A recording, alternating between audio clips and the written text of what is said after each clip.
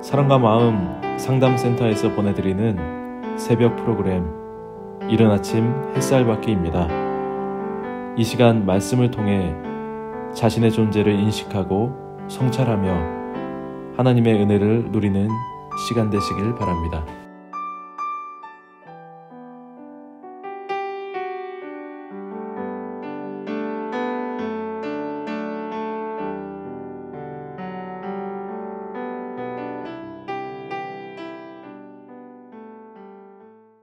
이른 아침 햇살받기 시간입니다.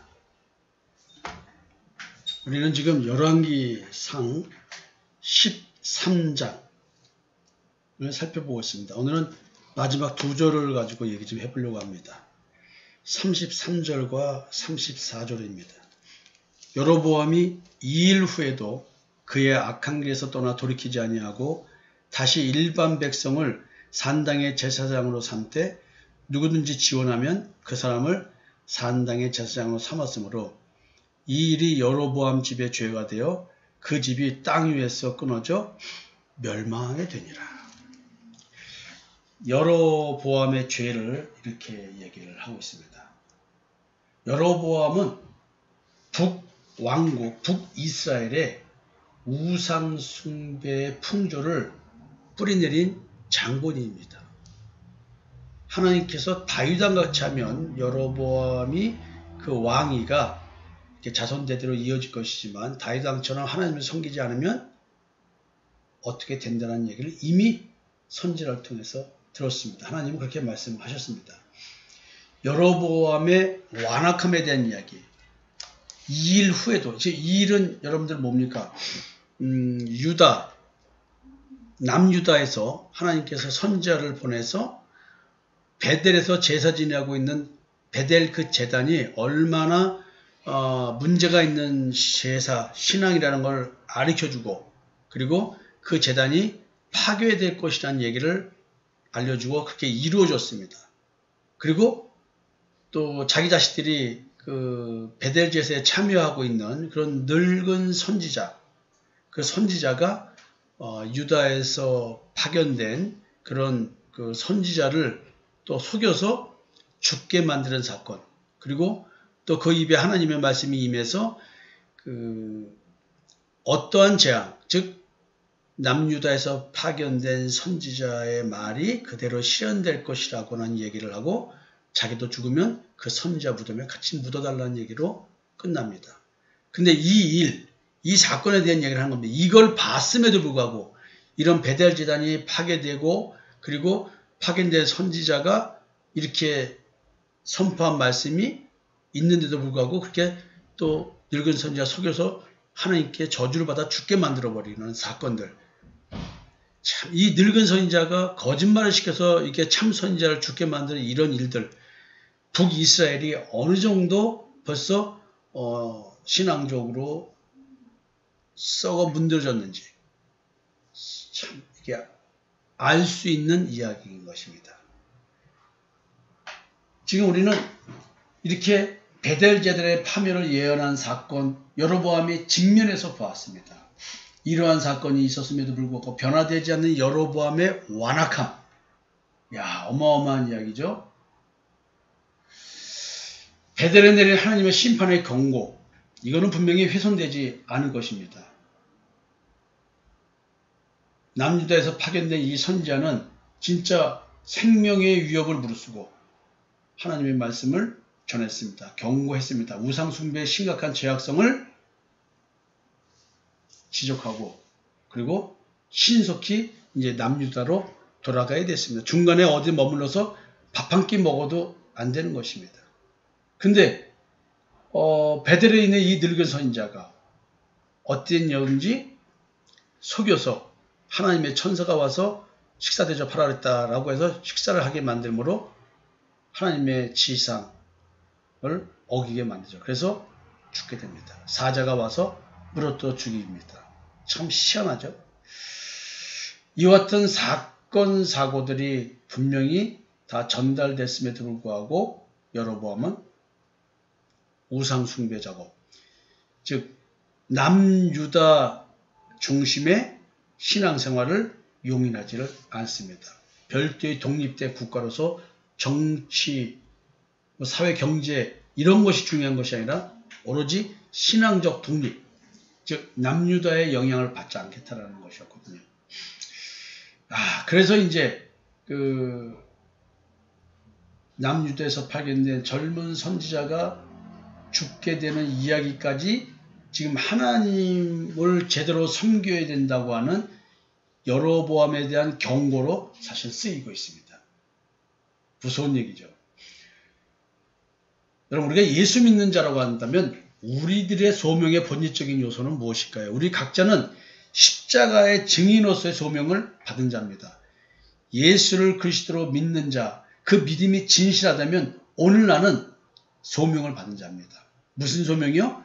예수는 그리스도라고 하는 사실, 십자가의 예수의 죽음과 무덤에서의 부활 사건은 내가 그리스도와 연합된 자이기 때문에 내가 십자가에 죽는 것이고 내가 무덤에서 부활하는 것이라고 하는 이 사실에 대한 얘기를 전하는 것이 우리의 공통된, 어느 누구나 한 명도 빠지지 않고 수행해야 될 소명인 것입니다. 하나님의 사람은 이렇게 말도 안 되는 죽음에 이를 수도 있습니다. 근데 이 죽음조차도 무엇을 위해서 쓰이는 거냐면 그에게 부여된 소명에 쓰이는 것입니다. 남유다에서 파견된 선지자는 여로보암에게 경고의 메시지, 하나님의 말씀을 따르지 않으면 재앙을 만난다라는 그 하나님의 뜻은 온전히 이루어진다는 것을 전하는 자입니다.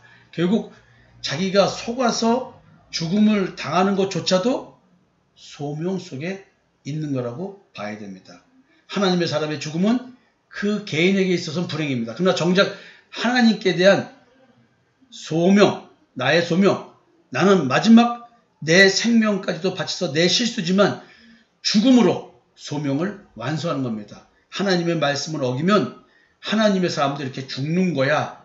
여로보암 왕, 너 봤지? 너 하나님께서 어떻게 소명을 줬어? 근데 네가 어떻게 이룰 수 있어? 라는 경고의 메시지를 주는 겁니다.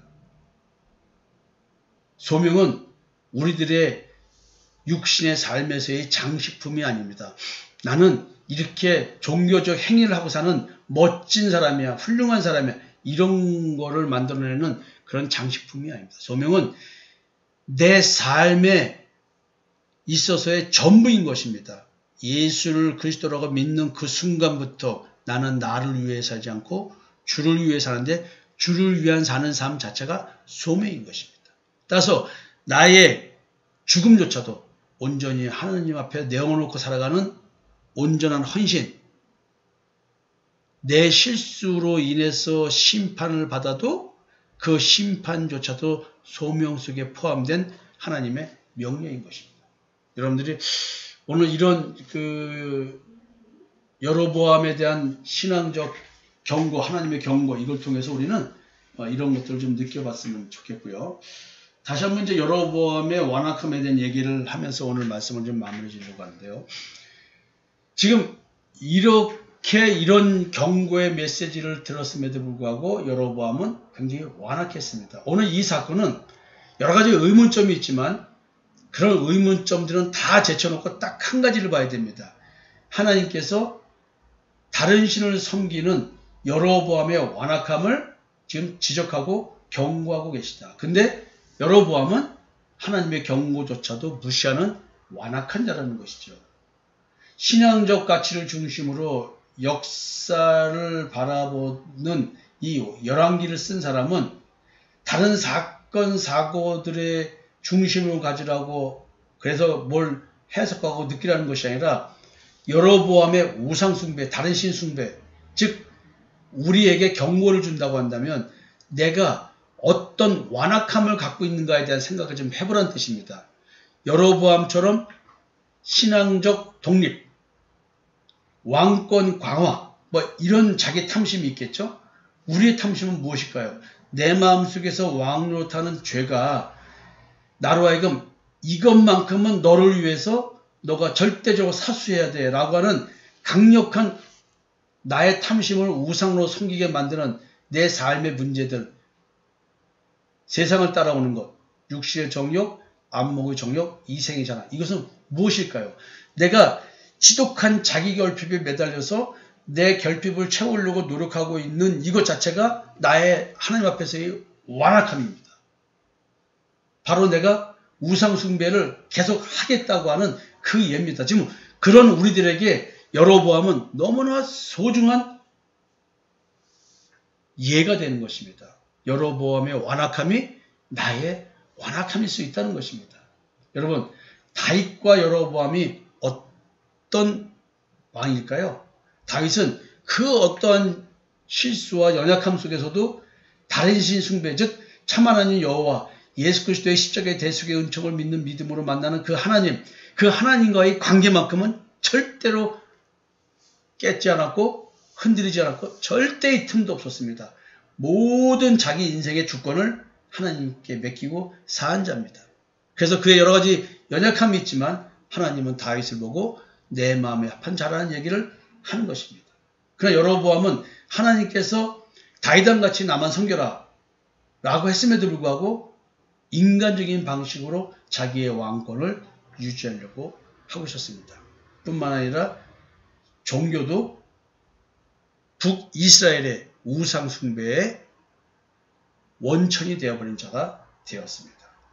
신앙의 연륜이 오래일수록 우리는 어쩌면은 여로보암과 같이 아무리 하나님께서 경고의 메시지를 주어도 무감각하고 그래서 신앙의 성장이 없이 그저 행위적인 신앙만 하고 있는 영적 성장이 없는 답보 상태에 빠져 있는 그런 신앙을 하고 있을지도 모릅니다.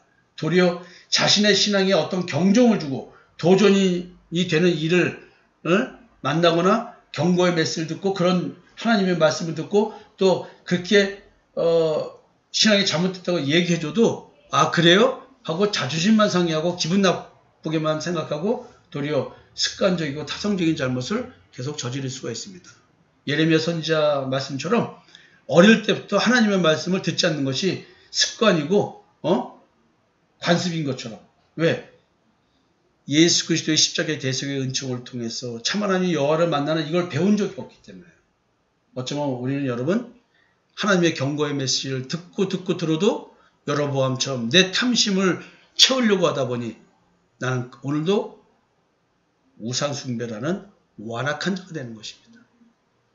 사랑하는 성도 여러분, 사랑하는 사랑과 마음 상담센터 성김이 여러분, 여로보암이 내가 돼서는 안 됩니다. 여로보암의 완악한 죄 내가 지어서는 안 될 것입니다. 여러분 다시 한번 본문을 읽어드리겠습니다. 여로보암이 이 일 후에도 그의 악한 길에서 떠나 돌이키지 아니하고 다시 일반 백성을 산당의 제사장으로 삼되 누구든지 지원하면 그 사람을 산당의 제사장으로 삼았으므로. 여러분 어찌 이런 일을 저지를 수 있을까요? 아무나 자원하면 제사장을 삼았답니다. 벌써 율법을 어기고 있는 것이었죠. 제사장은 예수 그리스도를 기다리고 대속의 은총을 믿는 자만이 제사장이 되는 것입니다. 그래서 우리는 택하신 족속이요 왕같은 제사장이라는 소리를 듣는 겁니다. 이 일이 여로보암 집의 죄가 되어 그 집이 땅 위에서 끊어져 멸망하게 되니라. 여러분 예수 그리스도의 십자가의 대속의 은총을 믿는 믿음의 제사장이 되는 집안이 되었으면 좋겠습니다. 어머니들이요 내가 낳은 자식들 정말로 예수 그리스도의 십자가의 대속의 은총을 믿어 제사장이 되는 그런 귀한 축복을 자식들에게 전해주셨으면 좋겠습니다.